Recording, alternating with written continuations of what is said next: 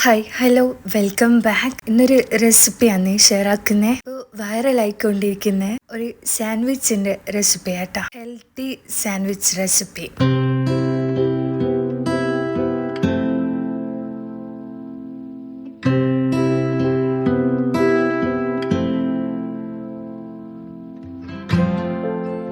ഇപ്പോൾ റെസിപ്പി നോക്കാം. എന്നിട്ട് ഞാനുണ്ടല്ലോ 250 ഗ്രാം ചിക്കൻ്റെ ബ്രസ്റ്റിൻ്റെ പീസ് ചെറുതായിട്ട് കട്ട് ചെയ്ത് ബൗളിലേക്ക് ഇട്ട് കൊടുത്തിട്ട് ഇതാ സോൾട്ട് ആഡ് ആക്കുന്നുണ്ട്. നെക്സ്റ്റ് ടർമറിക് പൗഡറും പിന്നെ ഉണ്ടല്ലോ പെപ്പർ പൗഡർ ഇട്ടിട്ട് നന്നായിട്ട് ഇങ്ങനെ മിക്സ് ആക്കിയിട്ട് എടുക്കാം കേട്ടോ. കൈ വെച്ചിട്ടോ എങ്ങനെയെങ്കിലും മിക്സ് ആക്കിയിട്ട് എടുക്കാം. അപ്പൊ ഇത് റെസ്റ്റ് ചെയ്യാൻ വെക്കുന്നുണ്ടെങ്കിൽ അല്ലെങ്കിൽ കുഴപ്പമൊന്നുമില്ല. ഇതാ ഇഡ്ഡലിന്റെ തട്ട് എടുത്ത് വെച്ചിട്ടുണ്ട്. എന്നിട്ട് അതിൻ്റെ അകത്തുണ്ടല്ലോ ബട്ടർ ഇങ്ങനെ ആഡ് ചെയ്ത് കൊടുക്കാം. ഉണ്ടല്ലോ ഇങ്ങനെ ചെയ്യുന്നോലിക്ക് ചെയ്യാം. ഞാൻ ഇപ്പോൾ ചെയ്ത് കൊടുക്കുന്നുണ്ട്. പിന്നെ വേഗത്തിൽ വിട്ട് കിട്ടുമല്ലോ. ഇതാ വെളുത്തുള്ളിയും ഡ്രൈ മുളക് ഉണ്ടല്ലോ അതും ഇതാ എടുത്ത് വെച്ചിട്ടുണ്ട്. ഇപ്പൊ ഇതാ തട്ടിലോട്ടേക്ക് ഇട്ട് കൊടുക്കലാണ്. നെക്സ്റ്റ് ഇതാ ഇതിന് 2 എഗ്ഗ് വേണം കേട്ടോ. അതും ഇങ്ങനെ പൊട്ടിച്ചിട്ട് അതിൻ്റെ തൊട്ടേക്ക് ഒഴിച്ചു കൊടുക്കാം. എന്നിട്ട് ഇതുണ്ടല്ലോ നമുക്ക് സ്റ്റീം ചെയ്തിട്ട് എടുക്കാം കേട്ടോ. മുട്ട പൊട്ടിക്കുമ്പോൾ നമ്മൾ ശ്രദ്ധിച്ചിട്ട് ഒഴിക്കുക. അല്ലാണ്ടല്ലോ പുറത്തോട്ടേക്കല്ലോ ആനായിട്ട് ചാൻസ് എനിക്ക് അങ്ങനെ പറ്റിയിട്ട് സ്റ്റീം ചെയ്യാനായിട്ട് വെച്ച് കൊടുക്കലാന്ന്.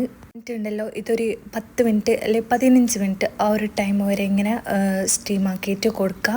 അപ്പോഴത്തേക്കുണ്ടല്ലോ ഇതെല്ലാം നന്നായിട്ട് വെന്ത് വരും.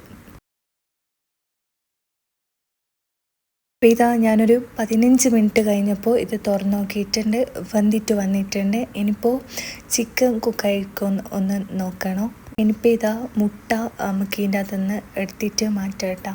വേഗം പോരുന്നുണ്ട്, കുഴപ്പമൊന്നുമില്ല.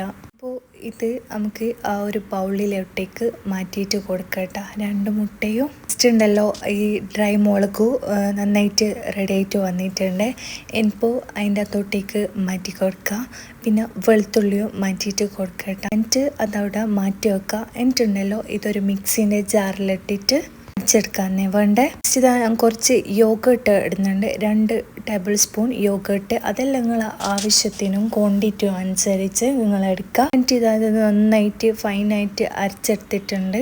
ഇത് മയോണീസോ എന്ന് പറയാൻ പറ്റില്ല, ഒരു ഹെൽത്തി മയോണീസോ. അങ്ങനെ സ്റ്റീം ചെയ്ത് വെച്ച ചിക്കൻ ഞാൻ നന്നായിട്ട് ഇങ്ങനെ കൈകൊണ്ടിങ്ങനെ ഇതാക്കിയിട്ട് കൊടുത്തിട്ടുണ്ട്. അപ്പോൾ അതിൻ്റെ അകത്തോട്ടേക്ക് കട്ട് ചെയ്ത് വെച്ച വെജിറ്റബിൾസ് ഞാൻ ഉള്ളിയും ക്യാരറ്റും ഒരു മീഡിയം സൈസ് ക്യാരറ്റ് പകുതി എടുത്തിട്ടുണ്ട്. ഒരു ഉള്ളി എടുത്തിട്ടുണ്ട്.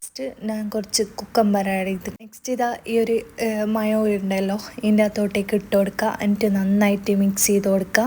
എന്നിട്ട് ഇത് മിക്സ് ചെയ്യുമ്പോൾ നന്നായിട്ട് ഫുൾ കവറാകുന്ന രീതിയിൽ മിക്സ് ആക്കാനായിട്ട് എടുക്കുക. ഇനി നെക്സ്റ്റ് ഇത് നമുക്ക് അസംബിൾ ചെയ്തിട്ട് എടുക്കാം. എന്നിട്ട് ഞാൻ ഒരു ബ്രെഡും ഇങ്ങനെ വെച്ച് കൊടുക്കുന്നുണ്ട്.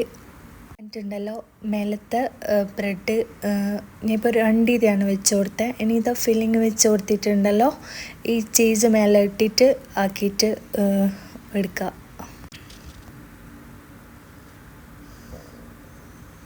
ഇനിയിപ്പോൾ ഇതെല്ലാം സെറ്റാക്കിയിട്ട് വെച്ചിട്ടുണ്ട്. ഇനിയിപ്പോൾ ഒരു പാന് സ്റ്റൗമിലേക്ക് വെച്ച് കൊടുത്തിട്ട് നന്നായിട്ട് ചൂടായിട്ട് വരുമ്പോൾ ബട്ടർ കൊണ്ടിങ്ങനെ ആക്കിയിട്ട് എടുക്കുക.